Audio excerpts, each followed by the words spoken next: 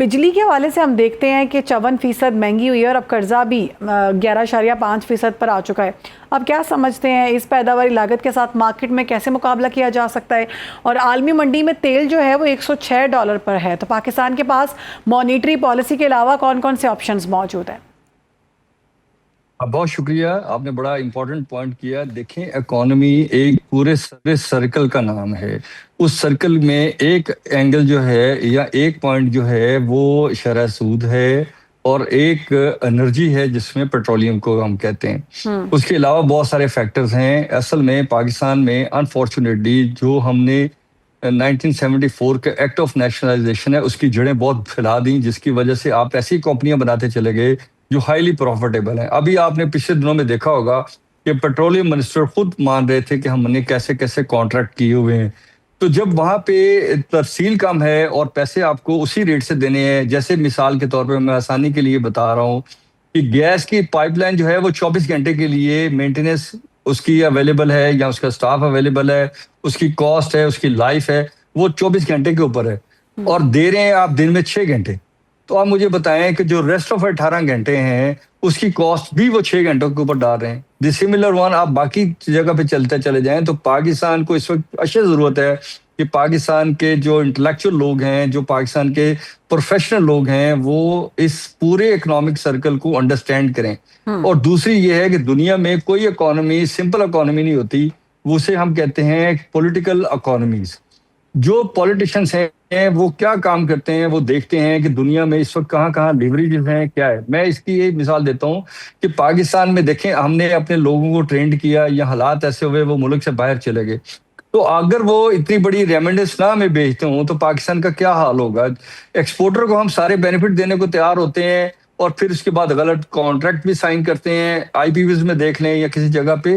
تو چیزیں یہ ہیں کہ تیل دنیا میں سستا مل سکتا ہے، ہمارے پاس لینڈ روٹس ہیں، ہم نے کیوں تیل کو صرف سمندر کے راستے لے کے آنا ہے.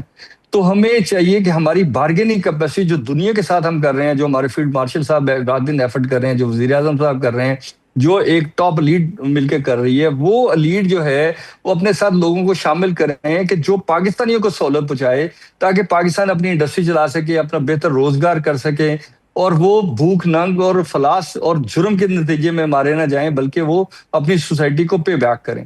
تو پوری اکانومی کا سرکل اس وقت کامیاب ہوتا ہے جب آپ پاورٹی کو ایڈریس کرتے ہیں، آپ وہاں پہ فیکٹرز لے کے آتے ہیں. ابھی آپ کو پتا ہے آپ کا بجٹ آنے والا ہے، تو یہ سارے فیکٹر میں جو آپ نے ٹارگٹ بنائے ہوئے ہیں وہ ٹارگٹ ایسے نہیں تھے جن کو اچیو کرتے. تو آپ نے اس جنگ کی آڑ میں ان فیکٹرز کو سامنے رکھا اور فیکٹرز کے ساتھ آپ نے اس کا ریونیو پبلک نے چھوڑنا شروع کر دیا. اس کا نتیجہ یہ نکلا کہ آپ دیکھیں پوری مارکیٹیں سنسان پڑ گئیں اور آپ کے یہاں کاروبار اور وہ چیزیں نہیں ہو سکیں. حالانکہ پاکستان میں جنگ کے نتیجے میں بلینز آف ڈالر پاکستان نے کی مختلف کمپنیوں نے کمائے ہیں، جس میں شپنگ ہے، جس میں پورٹ ہے. اور اب دیکھیں ہمارے پاس شپنگ کمپنی بڑی لمیٹڈ ہے، جنہوں نے پیسہ بنانا تھا. آپ کی گوادر پورٹ بہت بزی رہی، آپ کی کراچی پورٹ، آپ کی پورٹ قاسم، آپ نیم لیتے جائیں. ابھی پچھلے دنوں میں وزیر داخلہ ہمارے ساتھ تھے اور وہ کہتے تھے کہ بلوچستان میں ہم ایک بہت بڑا جزیرہ بنانے جا رہے ہیں جو ہم چاہتے ہیں اسلام آباد میں ہم بناتے جا رہے ہیں، اسلام آباد میں ہمارے پاس ہو. تو اس کا مطلب ہے انٹرنیشنلی ہم بہت اٹریکٹیو ہوئے، دنیا میں پاکستان کا نام بھی اچھا ہوا. لیکن پاکستان کے انٹرنل جو سچویشن ہے، جو انڈسٹری اور روزگار کے لیے تھی، جس کو ہم ایز آف ڈوئنگ بزنس کہتے ہیں، جس کو ہم as of cost doing business کہتے ہیں، جس میں ہم لوگوں کا کانفیڈنس کہتے ہیں، روزگار کریٹ ہو، اس میں آپ کو آئل پرائسنگ کو کنٹرول کرنا چاہیے، نیچے لے کے آنا چاہیے، اور اس کے بعد جو ٹیکسیشن کا سسٹم ہے اس کو جسٹیفائی، کریڈیبل اور ورکیبل بنانا چاہیے. پاکستان کے اندر جو محکموں کو آپ نے فری ہینڈ دے دیا ہے کہ وہ اپنا ریونیو جیسے تیسے کر کے اکٹھا کریں، تو ریاست جو ہے وہ ایک ایک پیسے کی، عوام کے ایک ایک پیسے کی کسٹوڈین ہے.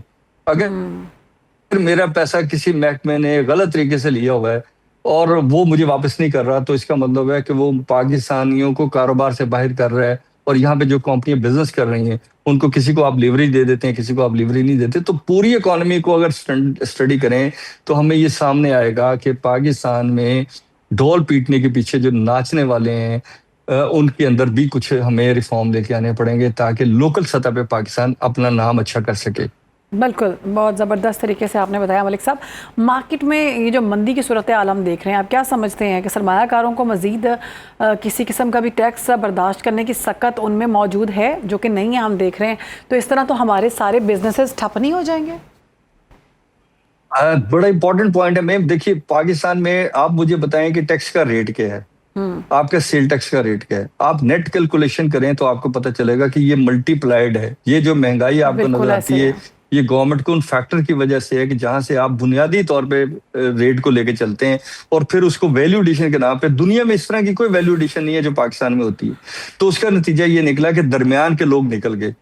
تو اس کا نقصان یہ ہوا کہ پاکستان میں جو پروڈکشن ہونی تھی، دیکھیں روزگار کریٹ ہو جائے اور اس کی اپرچونٹی ہو تو فرض کریں میرا 8 گھنٹے کام کرنے سے سروائیول ہے اور کسی وجہ سے مہنگائی ہوگی تو مجھے 10 گھنٹے کام کرنا پڑے، تو 10 گھنٹے کی اپرچونٹی بھی ہونی چاہیے نا کہ میرے لیے ایسا موقع تلاش کیے جائیں کہ میں 10 گھنٹے کام کر لوں، میں 12 گھنٹے کام کر لوں، یا مجھے کوئی ٹول دیے جائیں، میری کوئی اسکل ڈیولپ کی جائے جو میں بالکل ایسے ہی ہے. انٹرنیشنل مارکیٹ کے ساتھ بارگین کروں.